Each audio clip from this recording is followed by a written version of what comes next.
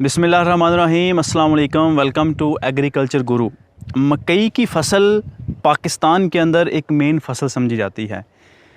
कोई भी एक ज़मींदार भाई जो सब्ज़ियों की काश्त करता है, साथ साथ मकई की फ़सल भी ज़रूर लगाता है।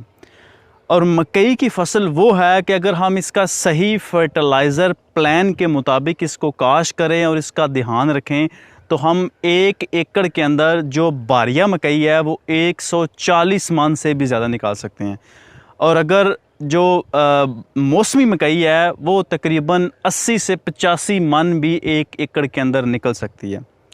और ये डिपेंड करता है आपकी केयर के ऊपर। वो पंजाबी का मुहावरा है, जिन्ना गुड़ पाइए उन्ना मिठा होता है।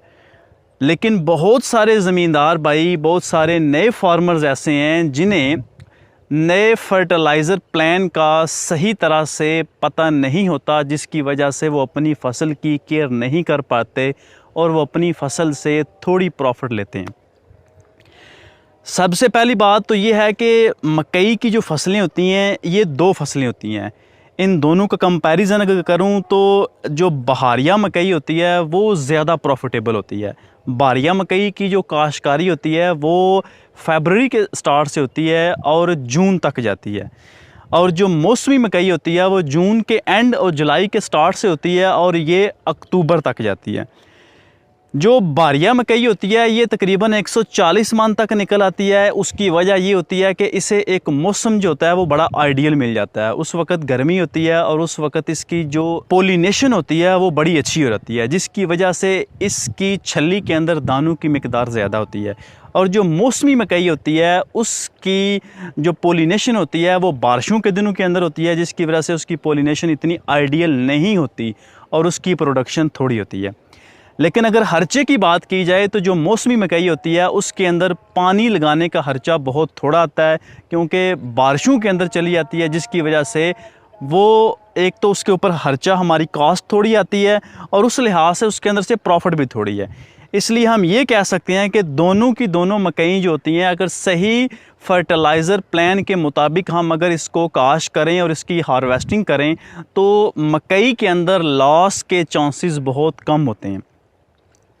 इस वीडियो के अंदर इंशाल्लाह मुकम्मल मैं मकई की काश्तकारी से लेके उसकी एंडिंग तक फर्टिलाइज़र प्लान और उसके अंदर कौन कौन सी जड़ी बूटियों को मारने के लिए अद्वियात यूज़ होती है वो सारी की सारी डिस्कस करूँगा। और कोशिश करूँगा हर वो बात बताई जाए जो एक ज़मींदार जानना चाहता है। सबसे पहले मौसमी मकई जो हमने लगाई हुई है इसके बारे में बताता चलूँ कि सबसे पहले हमने इसको लेज़र करवाया, क्योंकि ज़मीन का लेज़र होना बहुत ज़रूरी है। अगर आपकी ज़मीन लेज़र है तो आपकी प्रोडक्शन डबल होगी, सादा लफ्ज़ों में कह रहा हूँ। और अगर आपकी ज़मीन लेज़र नहीं है तो आपकी प्रोडक्शन आधी होगी।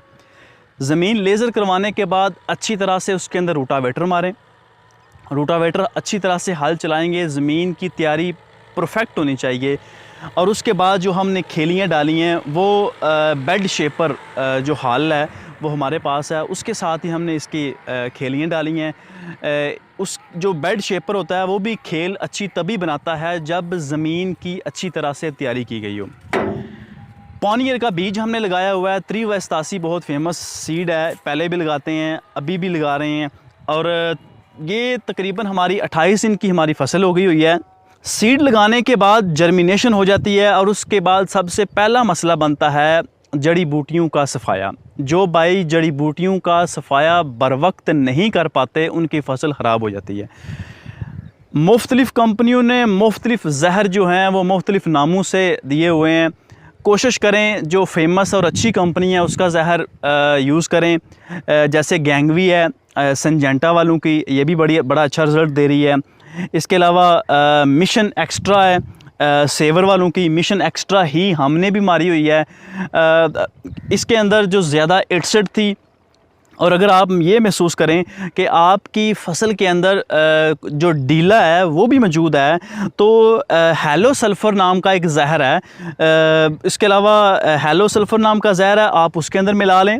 कोई भी जो अद्वियात, कोई भी दवाई जो کوئی بھی دوائی جو آپ نے یوز کرنے لگے ہیں، چاہے اے جی والوں کی ہے، چاہے سیور والوں کی ہے، چاہے سنجنٹا والوں کی ہے، اس کے اندر ہیلو سلفر نام کا ایک زہر ہے جو ڈیلا مارنے کے لیے اسپیشل یوز ہوتا ہے۔ ارکس کے نام سے اے جی والوں کا ہے، آپ وہ ملا کے اس کے اندر سپرے کر سکتے ہیں اور آپ کی زمین جو ہوگی وہ جڑی بوٹیوں سے بالکل صاف ہو جائے گی۔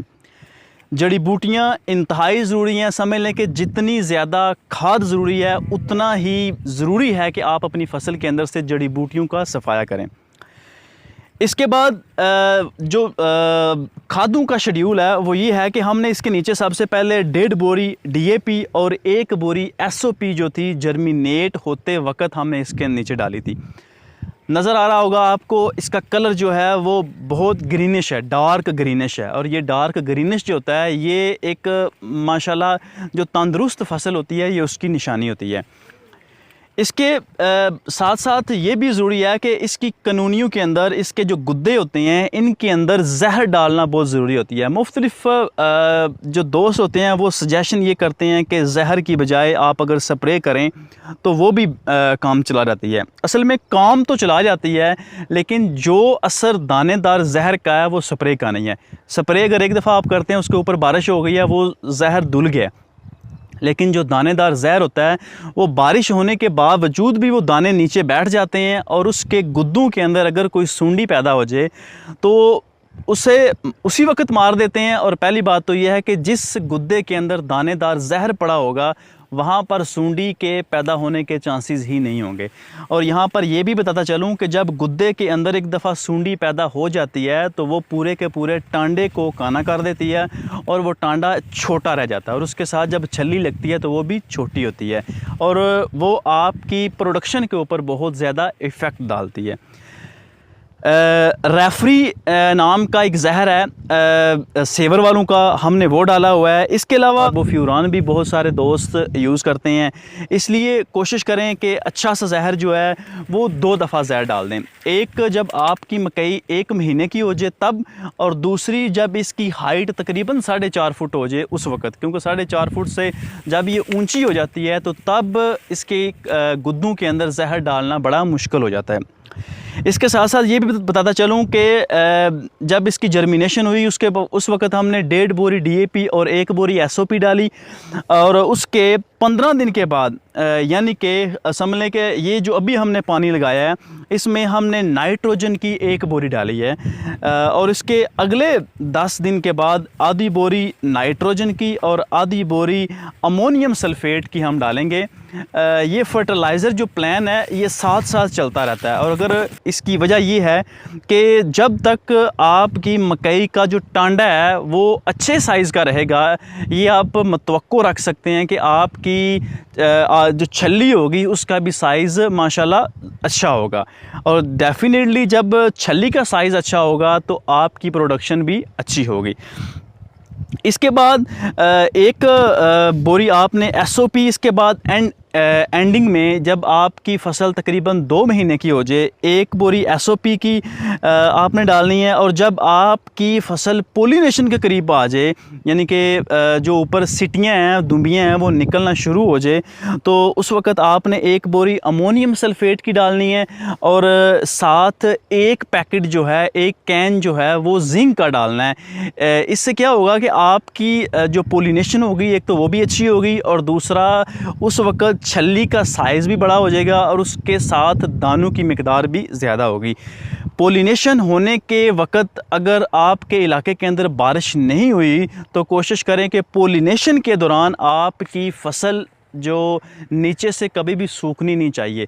ایک تو ان دنوں کے اندر زیادہ پانی بھر کے نہیں لگانا چاہیے، اور دوسرا لیٹ نہیں لگانا چاہیے، کیونکہ اگر آپ زیادہ پانی بھر کے بھی لگاتے ہیں تو ہواؤں کی وجہ سے اس وقت سم ٹائم ایسے ہوتا ہے کہ زیادہ اگر ہوا چلے، آندھی چلے تو فصل ساری کی ساری لیٹ جاتی ہے، اور دوسرا پانی لیٹ نہیں لگانا ہوتا، اور اگر اس وقت پانی لیٹ لگ جائے، زیادہ اس سے خشکی ہو جائے تو جو پولینیشن ہوتی ہے وہ اس کا بور ہوتا ہے وہ خشک ہو جاتا ہے، اور خشک ہونے کی وجہ سے اس کی پولینیشن اتنی آئیڈیل نہیں ہوتی جتنی ہونی چاہیے۔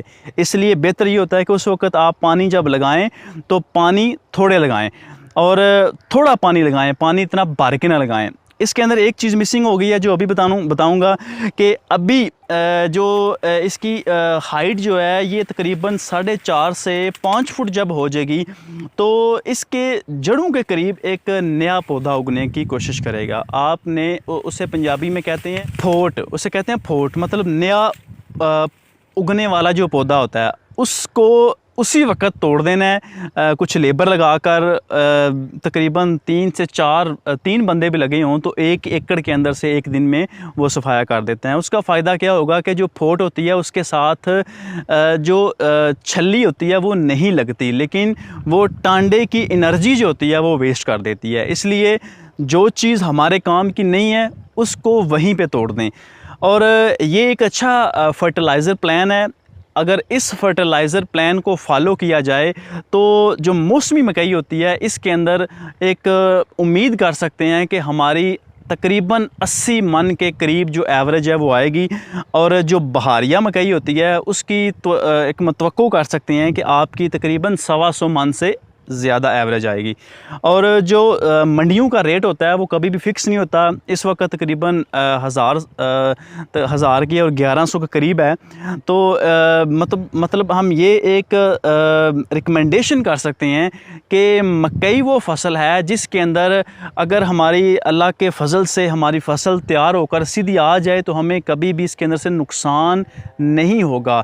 نقصان کے چانسز بہت کم ہوں گے. نقصان تب ہوگا جب ہماری مکئی کی فصل پکی ہوئی آندھیوں اور بارشوں کی وجہ سے لیٹ جائے گی. امید کرتا ہوں ویڈیو آپ کو اچھی لگی ہوگی. اگر کسی قسم کا کوئی کویشچن ہو تو آپ کمنٹ کے اندر لازمی کریں.